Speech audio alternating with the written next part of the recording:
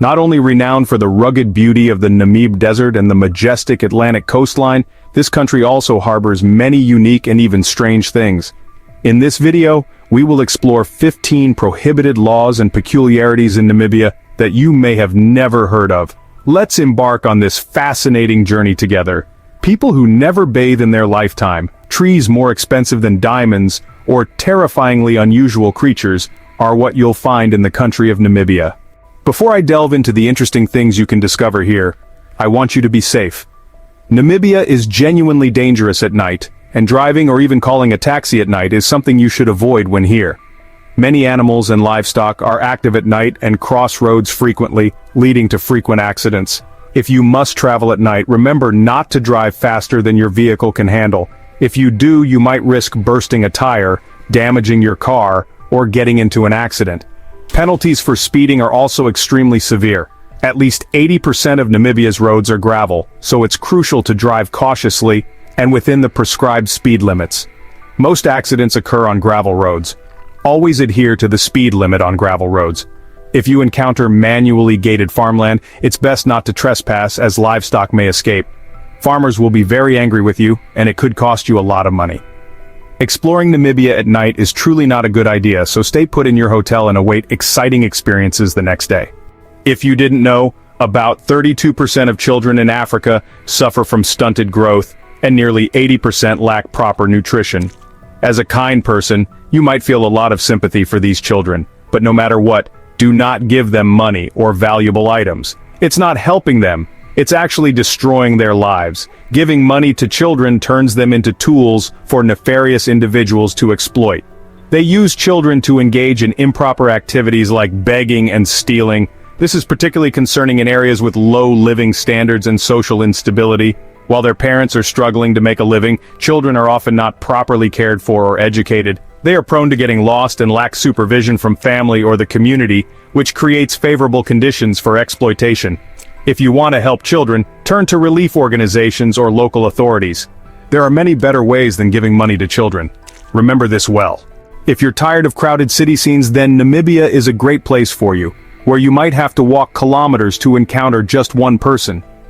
Namibia is the second least densely populated country in the world, after Mongolia, with a population of only about 2.6 million people over an area of more than 825,000 square kilometers.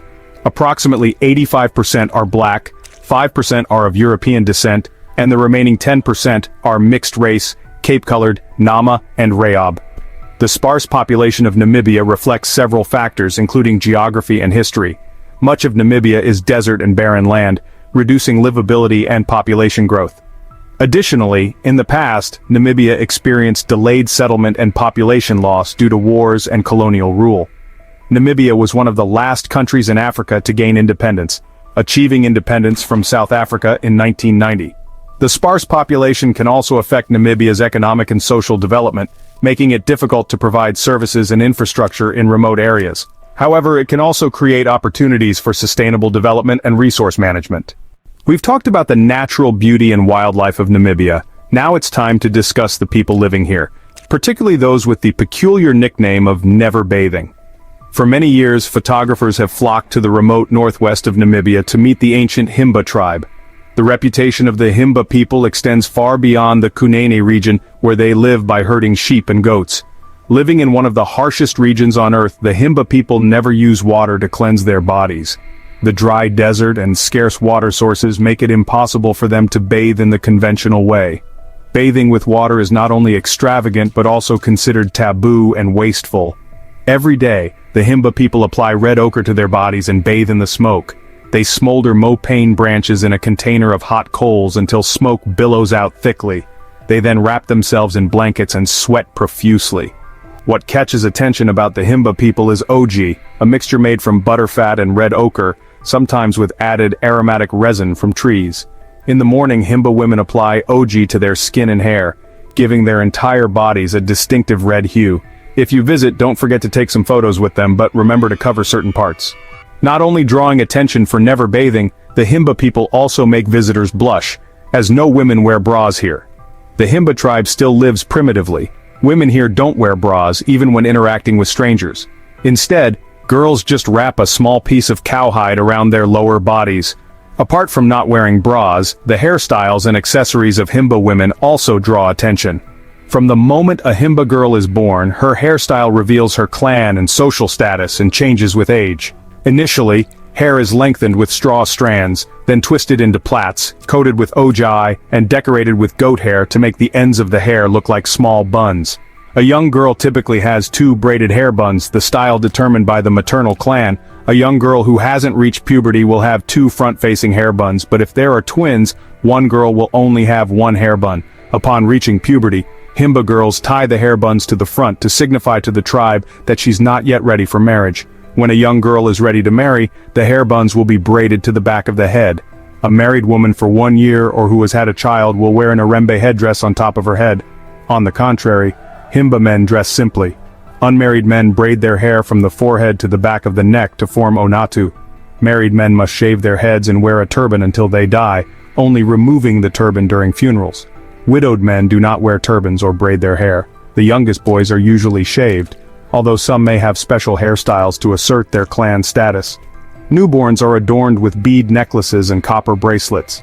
Shells are added as they grow a little older. It may seem very primitive, but from their clothing and grooming practices, it's evident that their society is relatively complex. Farewell to the Himba people.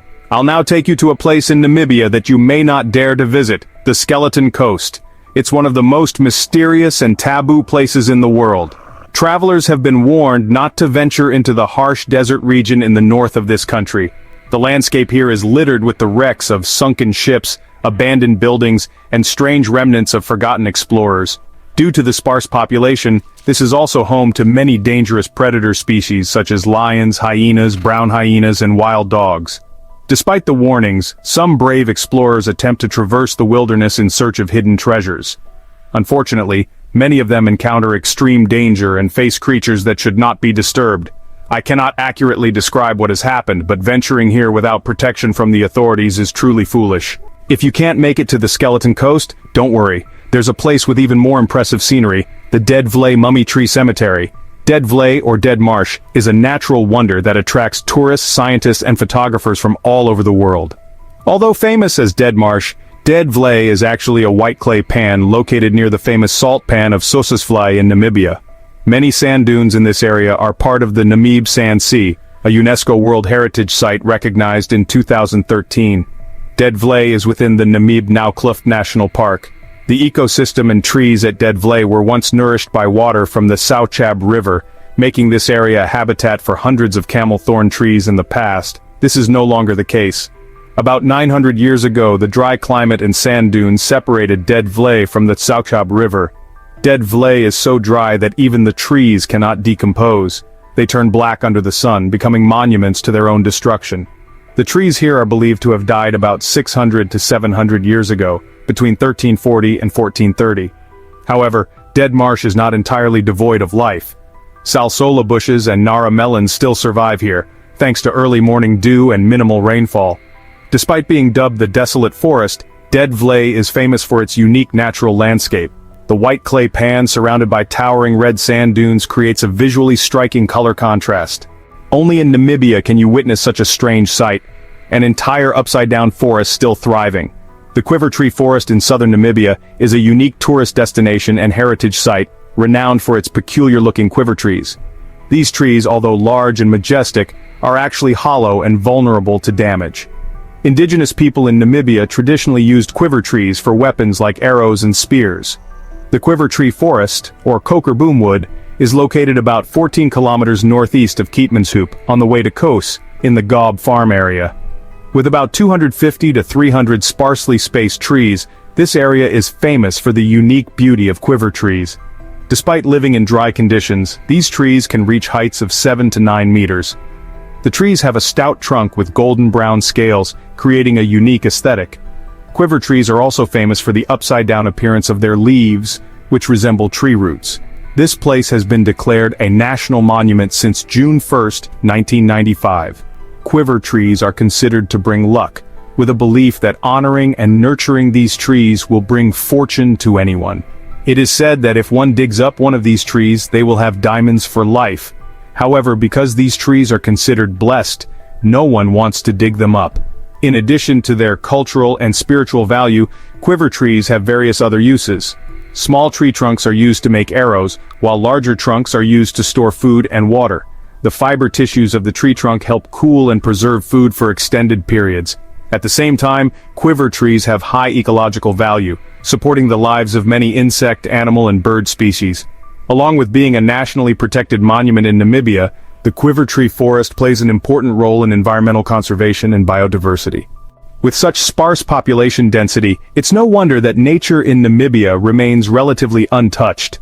This makes it an attractive destination for those who love the beauty of nature, enjoying the majestic scenery of towering sand dunes and incredibly rare wildlife. There are a total of 12 national parks in Namibia, among which Etosha National Park is known as a remarkable natural reserve. It houses hundreds of mammal species, reptiles, and birds, some of which are endangered. If you're truly brave, you'll have the chance to witness lion hunts and admire the sunset alongside other majestic beasts. Additionally, you'll have the opportunity to marvel at fascinating granite rocks with unique shapes, such as those at Spitzkappe. Spitzkappe is a natural arrangement of rocks adorned with impressive drawings by ancient African natives. You can also visit giant sand dunes that resemble mountains, making you question your own eyes. What do you think about a sand dune as big as a mountain? It sounds unbelievable, but the sand dunes in Namibia are truly this large. Dubbed the Natural Sand Castle, the stunning aerial photographs of Namibian sand dunes showcase the boundless beauty of the natural world. This place features some of the most beautiful sand dunes in the world, Big Daddy, Big Mama, and Dune 45. These vast sand dunes are located within the Namib-Naukluft National Park in Namibia, and have become a popular tourist destination for those seeking extraordinary African experiences.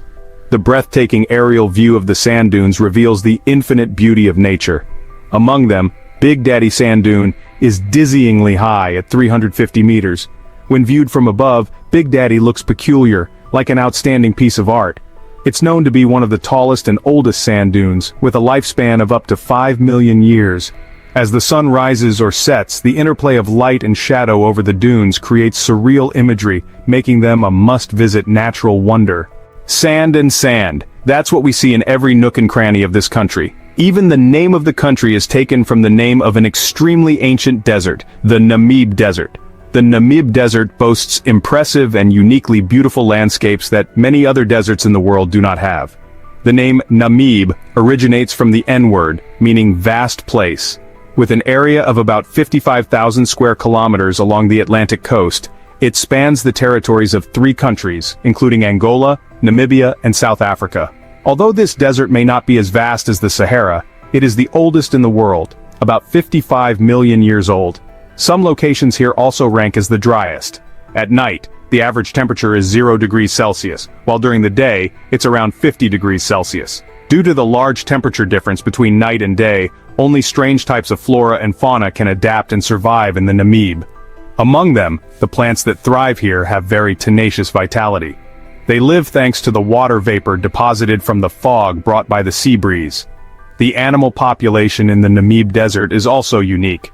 Most of them are arthropods and small animal species that can adapt to arid land. In addition, there are some distinctive species such as African ostriches and gemsbok. It's also the only desert in the world where elephants live. Another impressive point in the Namib is the breathtaking scenery at the intersection of the desert and the Atlantic coast. This leaves many tourists in awe when they set foot here. The cool water from the sea crashes into the sandy shore of the desert, creating surreal moments found nowhere else. This is also the only coastal desert in the world with large sand dunes affected by fog. The Namib Desert is almost uninhabited, with only a few settlements and some indigenous groups present. To experience this place, you can choose services like sitting in a hot air balloon, flying over the fiery red sand dunes, or driving through the area to feel the heat of the sand by using specialized sand dune vehicles. Number 4. Fairy circles. In the middle of the Namib Desert, there are circular patches of barren land ranging from 2 to 15 meters in diameter, often surrounded by a ring of grass. Legend has it that these fairy circles are footprints of gods. Others believe they are landing sites for UFOs. Scientists have their own hypotheses, but the truth is, no one really knows how these scattered circles on the Namib desert coast formed. Fairy circles are circular, barren patches evenly distributed on dry grasslands throughout Namibia, resembling dots on fabric when viewed from above. They have been studied since the 1970s. There are many hypotheses about their formation and purpose, but to this day, no one can prove why they exist, and the real answer remains a mystery. If you're really curious, come and try to find out. Who knows? You might decipher the mystery hidden for decades. Number 3. The eerie ghost town of Kolmanskop. I bet you wouldn't dare to come and spend the night here. This is truly a terrifying place in Namibia, the ghost town of Kolmanskop. Kolmanskop is a ghost town in the Namib Desert in southern Namibia. Although small, it used to be a very famous diamond mining town.